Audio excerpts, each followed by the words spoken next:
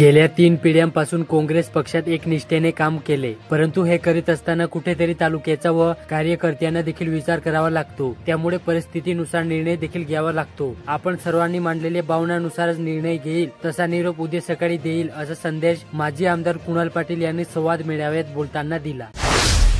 धुळे शहरातील प्रभाग क्रमांक 7 मध्ये दूषित पाण्यामुळे अतिसार सदृश आजारांची साथ पसरत असल्याने तातडीने उपाययोजना करावी, अशी मागणी स्थायी समितीचे माजी सभापती सुनील बैसाणे यांनी महापालिकेकडे केली। शिंदखेडा येथील वर्धमान काउटेक्स प्रायव्हेट लिमिटेड कंपनीत अज्ञात चोरट्यांनी तब्बल 3,71,600 रुपयांची रोकड लपास केल्याची घटना शनिवारी सकाळी उघडीस आली। या प्रकरणी शिंदखेडा पोलीस ठाण्यात गुन्हा दाखल करण्यात आला। साक्री नगरपंचायतीतील नगराध्यक्षाविरोधात आणलेल्या विश्वास प्रस्तावावरून राजकीय वातावरण तापले। शिंदसेना आणि काँग्रेसच्या नगरसेवकांनी या प्रस्तावाला पाठिंबा दिला। यात कोणताही स्वार्थ नसून केवळ शहर विकास हाच आपला उद्देश आहे, अशी माहिती पत्रकार परिषदेत शिंदसेना तालुका प्रमुख तथा नगरपंचायतीचे विरोधी पक्षनेते पंकज मराठे यांनी दिली। शिरपूर तालुक्यात जिवंत असेपर्यंत तालुक्यातील शेवटच्या टोकापर्यंत गावपाड्यातील जनतेवर माझे पूर्ण लक्ष आहे। त्यासाठी केंद्र आणि राज्य सरकारच्या अनेक लोकोपयोगी विकासाच्या योजना जनतेपर्यंत पोहोचवण्यासाठी आम्ही अहोरात्र कटिबद्ध आहोत, असे प्रतिपादन माजी शिक्षण मंत्री आमदार अमरीशभाई पटेल यांनी केले। दोंडाईच्या येथे छत्रपती शिवाजी महाराज महाराजस्व समाधान शिबिर अभियानांतर्गत दमाणे मंडळात 78 दाखल्यांचे वाटप करण्यात आले। शिंदखेडा शहरातील स्टेशन रोडवर काँक्रीट उखळल्याने मोठे खड्डे पडले होते आणि लोखंडी सळिया बाहेर आल्याने दररोज अपघात होत असल्याचे प्रसिद्ध केल्यानंतर अपघात टाळण्यासाठी धोकादायक सळिया तत्काळ कापून टाकण्यात आल्या। प्रवेश प्रक्रियेतील सततच्या तांत्रिक अडचणीमुळे 11वीच्या ऑनलाईन प्रवेशांचा गुंता दिवसेंदिवस वाढतच चालला। विशेषतः पहिली गुणवत्ता यादी वारंवार लांबणीवर पडत असल्यामुळे जिल्ह्यातील तब्बल 19,549 विद्यार्थ्यांचा जीव टांगणीला लागला। भविष्याच्या दृष्टीने महत्त्वाचे असलेल्या या टप्प्यावर अनिश्चिततेचे सावट निर्माण झाल्याने विद्यार्थ्यांसह पालकांमध्येही तीव्र नाराजी आणि चिंतेचे वातावरण आहे।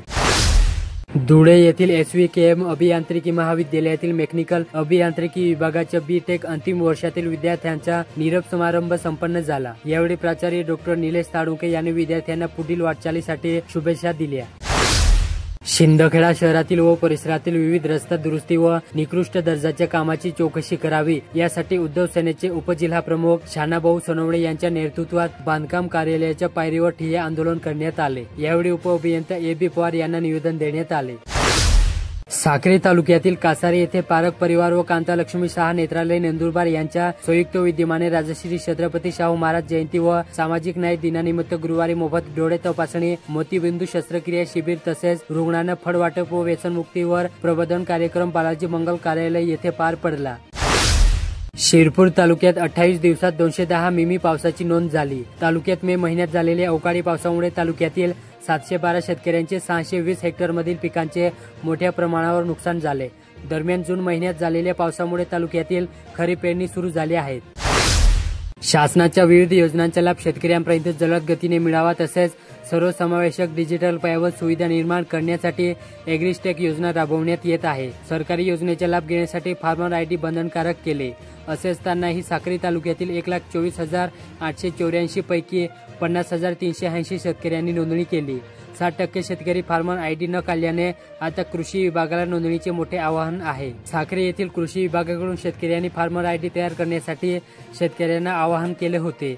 त्यात 227 पैकी 10 गावातील शेतकऱ्यांनी नोंदणीला प्रतिसाद दिला आहे, तर काही गावांनी मात्र एकही नोंदणी केलेली नाही। कृषी विभागाकडून शेतकऱ्यांचे ID बंधनकारक केलेला असतानाही आज पावतो 74,504 शेतकऱ्यांनी फार्मर ID घेतलेला नाही। त्यामुळे साक्री तालुक्यात अवघ्या 40% शेतकऱ्यांकडे फार्मर ID आहे, तर 60% शेतकऱ्यांकडे IDच नाही। परिणामी 100% नोंदणीचे उद्दिष्ट गाठवण्यासाठी कृषी विभागासमोर आता मोठे आव्हान उभे राहिले।